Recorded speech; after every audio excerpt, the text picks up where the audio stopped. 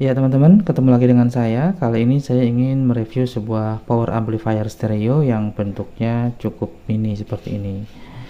Jika teman-teman mau tahu ini tipe apa, ayo kita lihat boxnya saja. Untuk boxnya seperti ini namanya mini dynamit, seperti ukurannya yang mini. Ini produk dari Herc, mungkin masih keluarga dari Bell dan BGL. Kemudian untuk outputnya 2x70 watt, ini stereo, dan karakternya dia mengklaim full range audio amplifier. Di sini juga ada tulisan Amster C2ST stereo. Untuk catu daya bisa dimulai dari DC 24 hingga 35 volt CT. Nah, di bagian lainnya ada tulisan apa saja. Di sini ada spesifikasi. Ya, ada spesifikasi. Kemudian di sebelahnya, nah ini yang penting, di sini disarankan menambahkan heatsink. Kemudian yang di sebelah sini ada skema pemasangan. Ini juga penting karena di modulnya atau di kitnya ini tidak tertulis plus minusnya, terutama untuk catu dayanya. Di sini tidak ada tulisan plus minus, mungkin ada tapi tertutup oleh plastik ini. Nah, berdasarkan skema ini, maka di sini diketahui untuk minus itu sebelah kiri, min di sini CT atau ground, dan yang sebelah kanan adalah positif. Jangan sampai terbalik, teman-teman. Nah, oke, kita lihat dari modulnya seperti ini. Untuk solderannya cukup rapi, dan sepintas ini seperti OCL ya, mungkin memang OCL, tapi kalau lebih detail lagi ini sepertinya ada modifikasi ya. Oke, nanti kita lihat. Saya akan mulai dari transistor finalnya. Untuk transistor final, setiap channel ini satu pasang. Transistornya yang NPN adalah D1047 dan yang PNP adalah B817. Baiklah teman-teman, kita perhatikan datasheet yang saya unduh. Ini merupakan produk dari Sanyo, dan dua buah transistor ini merupakan transistor yang sudah berpasangan, yaitu NPN dan PNP ya. Nah, seperti yang sama-sama kita lihat, untuk outputnya ini rata-rata 60 watt atau sekitar 60 watt. Meskipun demikian, ini masih bisa ditingkatkan lagi hingga 90 watt.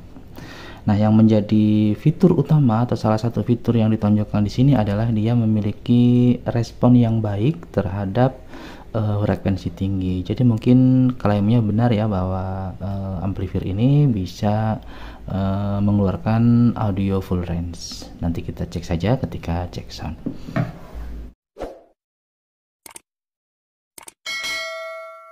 Oke teman-teman, sekarang kita kembali ke modulnya. Kalau kita perhatikan, ini sepertinya sudah ada beberapa modifikasi ya. Yang pertama yang saya tahu di sini ada penambahan R basis.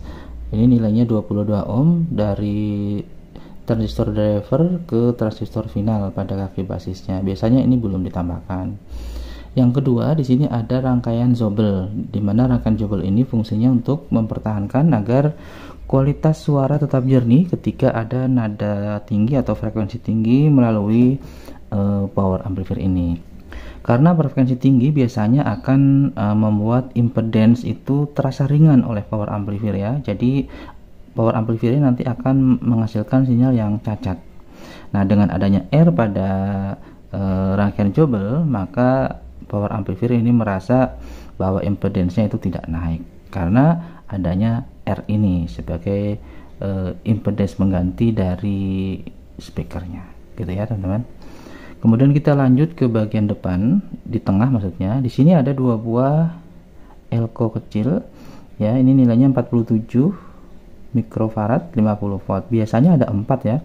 Tapi ini dihilangkan untuk bagian yang ada di bagian catu daya. Biasanya yang positif dan negatif ini ada dua elko.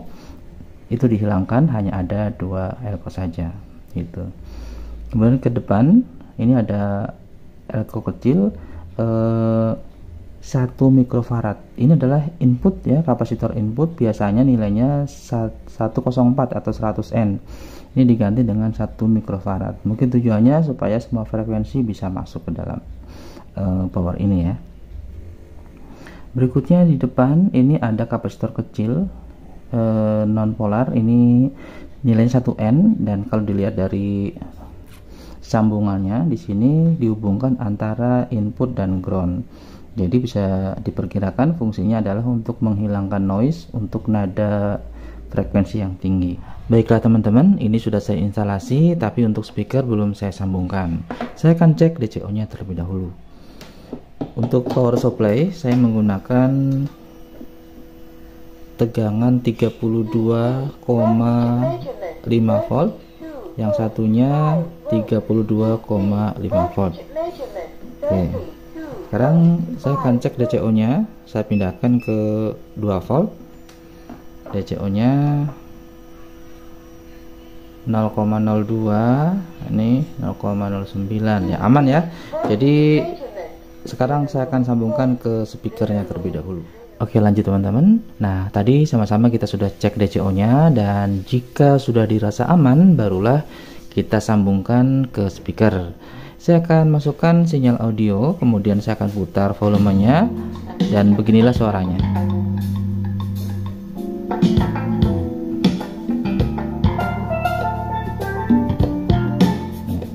Suaranya jernih ya teman-teman.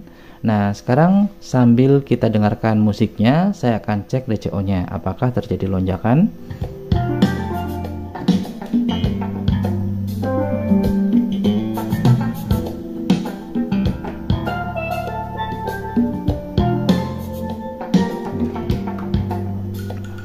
Memang ada sedikit lonjakan, tapi tetap aman karena masih di bawah 20 mA.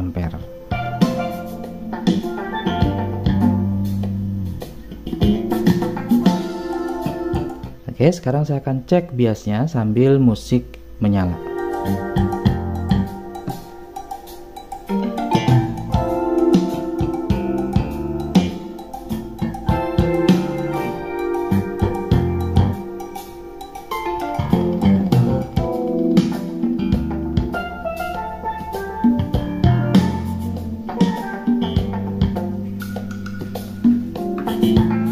Untuk bias sekitar 380 hingga 400 mA.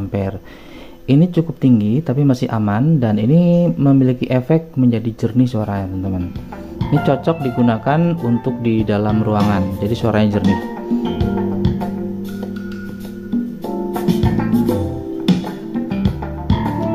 Saya akan coba ganti lagu teman-teman.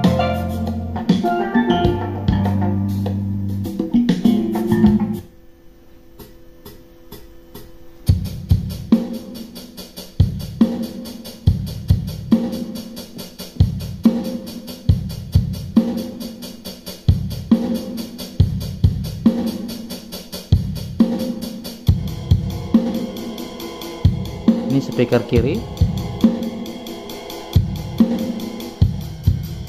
ini speaker kanan, ini dua-duanya.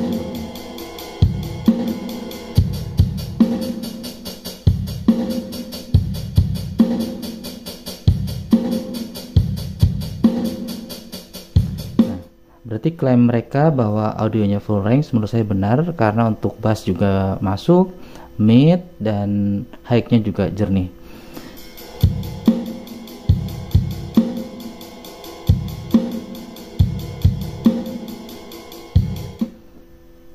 Saya coba ganti lagu.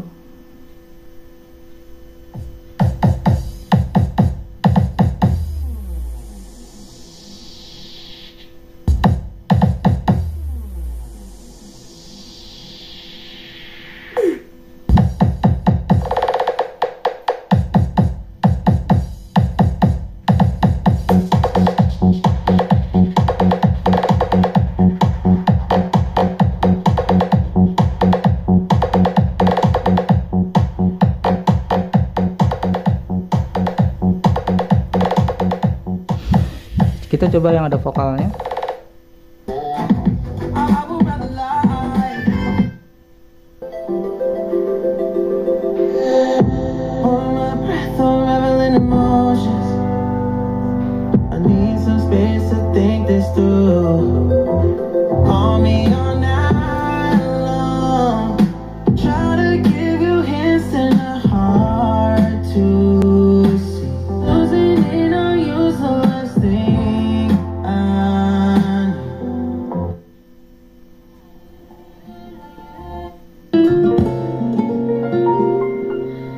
したはずは一体言わないのいたちごっこ誰がシューシュつけるの頬をつねってみた立ち止まった点滅青信号言葉選びはまるでピースの形変わる。Nah, untuk vokal sendiri menurut saya suaranya cukup tebal dan jelas artikulasinya teman-teman.